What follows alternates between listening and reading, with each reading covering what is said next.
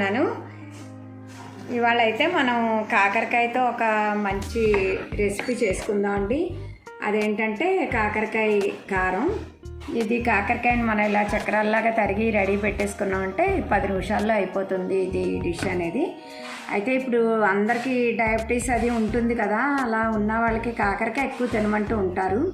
అలా ప్రతిసారి మనం కాకరకాయ కూర పులుసు అలా తింటూ ఉంటే బోర్ కొడుతుంది కదా, ఎప్పుడు ఇదే తినాలా, కాకరకాయ వారానికి 2 సార్లు తిందాం అన్నా ఇప్పుడు ఇలా పొడి చేసి పెట్టుకున్నాం అనుకోండి, మనం ఏదైనా ఒకవేళ మనకి మంచి డిష్ ఏదైనా లేదంటే దోశలో అయినా రైస్లో ఎక్కువగా బాగుంటుంది. ఇది ఇష్టమైతే కొంచెం ఇడ్లీకి కూడా మనం దీన్ని సైడ్ డిష్గా పెట్టుకోవచ్చు. ఇప్పుడు ఆ ప్రాసెస్లోకి వెళ్ళిపోదాం.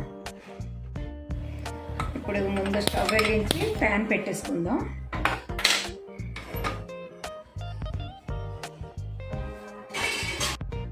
ముందు ఒక 2 టేబుల్ స్పూన్లు ఆయిల్ వేసుకుందాం.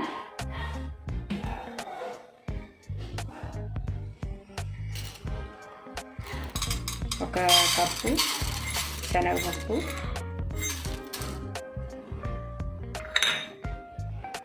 ఒక అరకప్పు మినపప్పు వేసుకుందాం. కాకరకాయ కొంచెం చేదు ఎక్కువగా ఉంటుంది, తినలేం కదా అనుకుంటే ఈ పప్పులు కొంచెం ఎక్కువ వేసుకుంటే బాగుంటుంది. లేదు అలా ఇష్టం అంటే ఇది ఒక అరకప్పు లాగా వేసుకోవచ్చు. మా పిల్లలు కూడా కొంచెం తినాలి కదా, అందుకని నేను కొంచెం పప్పులు ఎక్కువ వేస్తూ ఉంటాను. కాకరకాయ ఆరోగ్యానికి ఎంత మంచిదో అందరికీ తెలుసు కదండి. పెద్దవాళ్ళకే కాదు, డయాబెటీస్ ఉందనే కాదు, పిల్లలకి చాలా మంచిది. వాళ్ళకి మెల్లిగా అలవాటు చేయాలి ఎలాగో ఒకలాగా. ఎందుకంటే దాంట్లో కడుపులో ఏమైనా నులిపురుగులు ఉంటే కాకరకాయ తింటూ ఉండడం వల్ల తగ్గిపోతాయండి, అవి పోతాయి, మెల్లిగా చచ్చిపోతాయి కడుపులోని. ఇంకా అలా బయటికి పోతాయి అన్నమాట. అప్పుడప్పుడు పెడుతూ ఉండాలి. ఇంకా చిన్నప్పుడే అలవాటు చేసుకుంది, పిల్లలు పెద్ద అయ్యాక చేసుకోమంటే చేసుకోరు కదా. అది కూరగా తినమన్నా కూడా తినడానికి ఇష్టపడరు. కొంచెం మనం ఇలాంటివి ఏమైనా చేసి నెయ్యి వేసి అన్నంలో కలిపి పెట్టేస్తే కొంచెం కాకరకాయ అనేది వాళ్ళకి వెళ్తుంది కడుపులోకి. ఈ పప్పులు ఇష్టం లేని వాళ్ళు కొంచెం తగ్గించుకోండి అంతే. ఇప్పుడు ఇవి వేగాయి కదా, ఇప్పుడు దీనిలో ఒక అరకప్పు ధనియాలు, అలాగా ఒక 2-3 స్పూన్లు జీలకర్ర. ఈ జీలకర్ర అనేది మంచి ఫ్లేవర్ వస్తుంది కదా, జీలకర్ర వేగింది చాలా బాగుంటుంది ఫ్లేవరు. ఈ పప్పులు తొందరగా వేగవు కదా, అందుకని కొంచెం ముందు అవి వేసి వేయించుకొని ఆ తర్వాత అందులోనే ఇవి కూడా వేసి వేయించేయాలి.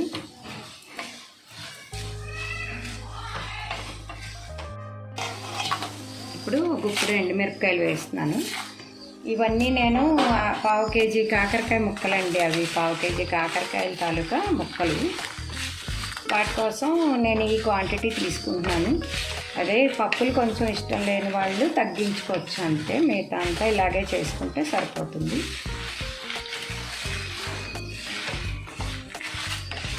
చాలా టేస్టీగా ఉండడమే కాకుండా ఇది చాలా ఆరోగ్యం కూడాను. మనం వేసిన ఇంగ్రీడియంట్స్ అన్నీ ఏవైనా మన హెల్త్కి మంచివే వేస్తున్నాం కదా. ఆయిల్ కూడా పెద్ద ఎక్కువగా ఇందులో వెయ్యము, కొంచెం వేస్తాము. కాకరకాయ డీప్ ఫ్రై చెయ్యాలి తప్పదు, కానీ అది కొంచెం డ్రైగా అయిపోయిన తర్వాత దాన్ని మనం మిక్సీకి వేసుకుందాం. ఇప్పుడు కొంచెం వెల్లుల్లిపాయలు కూడా వేసేద్దాం. వెల్లుల్లిపాయలు పచ్చిగా కూడా వేసేసుకోవచ్చు మనం మిక్సీ వేసుకుంటున్నప్పుడు, కానీ నాకు అంత ఫ్లేవర్ నచ్చదండి. అందువల్ల నేను ఒక్కసారి ఇది ఫ్రై చేస్తున్నాను. వేడి దాని మీద దాని పచ్చివాసన అన్నది అదే పోతుంది. మనం వేరే ప్లేట్లోకి దీన్ని షిఫ్ట్ చేసేద్దాం. ఇంకా ఇప్పుడు ఇవి ఇందులోకి షిఫ్ట్ చేశాను. ఇవి చల్లారేలోపు కాకరకాయ ఫ్రై చేద్దాం. అదే ప్యాన్లో మనం కాకరకాయ డీప్ ఫ్రై చేయడానికి కొంచెం ఆయిల్ తీసుకుంటున్నాం.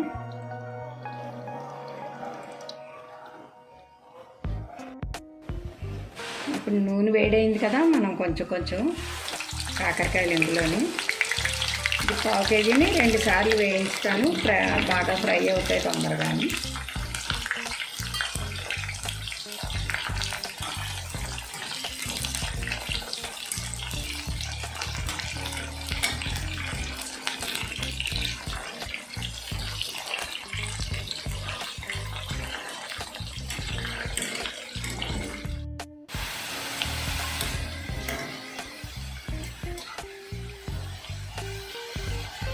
ఇది కొంచెం బాగా క్రిస్పీగా అయ్యేలాగా వేయించుకోవాలి.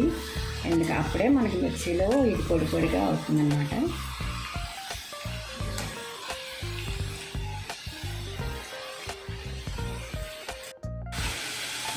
ఇంత బాగా వేగాయి కదా, ఇంక ఇప్పుడు ఇవి వేరే దాంట్లోకి షిఫ్ట్ చేసేసుకొని ఇంకొక వాయి వేసుకుందాం.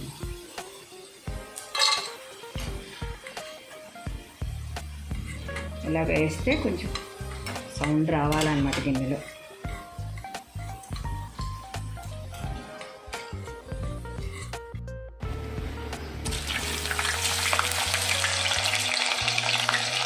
ఇది రెండోకి వేసేస్తున్నాను.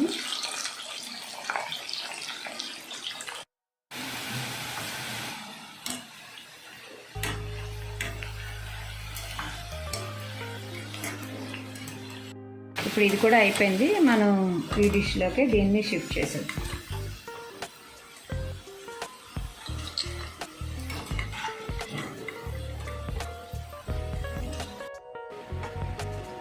ఇప్పుడు స్టవ్ మనం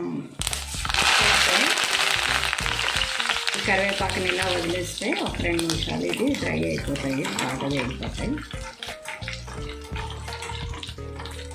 ఇప్పుడు ఇవన్నీ కొంచెం చల్లారేలోపు మనం దీన్ని మిక్సీకి పట్టుకుందాం, పౌడర్ చేసి తెచ్చుకుందాం. ఇప్పుడు ఇలాగ పౌడర్ చేసుకున్నాం కదా, దీన్ని ఒక దాంట్లోకి వేసేద్దాం. మరీ మెత్తటి పౌడర్ కాకుండా కొంచెం ఇలా పప్పులు తగులుతున్నట్టు ఉంటేనే బాగుంటుంది. ఇప్పుడు దీనిలోకి కాకరకాయ కూడా వేసి మిక్సీ చేసుకుందాం. ఇప్పుడు కాకరకాయలు తీసుకున్నాం కదా, ఇందులో వేగిన కరివేపాకు కూడా వేసేద్దాం.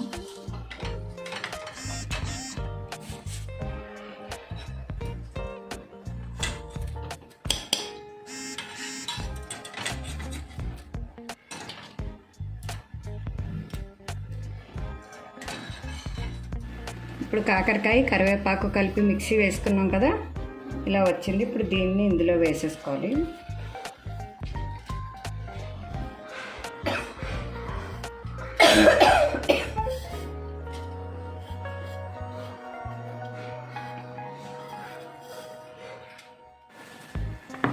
ఇదిగోండి, మనకి పౌడర్ ఇలా రెడీ అయిపోయింది కదా. ఇప్పుడు ఈ రెండింటిని బాగా మిక్స్ చేసుకోవాలి. అంటే ముందు పప్పులు, వెల్లుల్లిపాయ, ఎండుమిరపకాయలు అవన్నీ వేయించి పొడి చేసుకున్నాం కదా, ఆ పొడిలో ఈ కాకరకాయ కరివేపాకు పొడి బాగా మిక్స్ అయ్యేలాగా కలపాలన్నమాట. దీనిలో ఇప్పుడు నేను చింతపండు ఇది పొడిలాగా దొరుకుతుందండి, నేను ఇది తెచ్చుకున్నాను, ఇలాంటి వాటిలోకి ఉపయోగపడుతుందని. మీకు ఈ చింతపండు పొడి కనుక దొరకకపోతే కొంచెం ఆమ్చూర్ పౌడర్ వేసుకోండి. అది కూడా దొరకలేదు అనుకోండి, అది కూడా మీకు లేదనుకోండి అవైలబుల్గా, అప్పుడు ఏం చేస్తారంటే ఈ పప్పులు వేయించుతున్నప్పుడే కొంచెం చింతపండు దానిలో వేసేస్తే డ్రై రోస్ట్ అయిపోతుంది కదా, అప్పుడు బాగా మీకు మిక్సీతో పౌడర్ అయిపోతుంది. ఇప్పుడు దీనిలో మనం ఇందాక వేసిన ఎండుమిరపకాయలు చాలు కదా, అందుకని ఒక 2 స్పూన్లు కారం, ఒక 1/2 స్పూన్ పసుపు, ఇంకో 2 స్పూన్లు సాల్ట్ వేస్తున్నాను. ఇప్పుడు ఏంటంటే ఇవి బాగా మిక్స్ చేయాలి. తర్వాత చేసిన వాళ్ళకే తప్ప తిన్న వాళ్ళకి తెలియకూడదు, అంత కొంచెంగా బెల్లం పౌడర్. ఇది కొంచెం ఈ చేదుని చంపేస్తుందండి, అందుకని కొంచెం బెల్లం పౌడర్ వేసుకుంటున్నాను. ఇష్టం లేని వాళ్ళు స్కిప్ చేసేసండి. అంటే కారంగా ఉండే దాంట్లో మళ్ళీ స్వీట్ ఎందుకు అనుకుంటే వేసుకోకండి.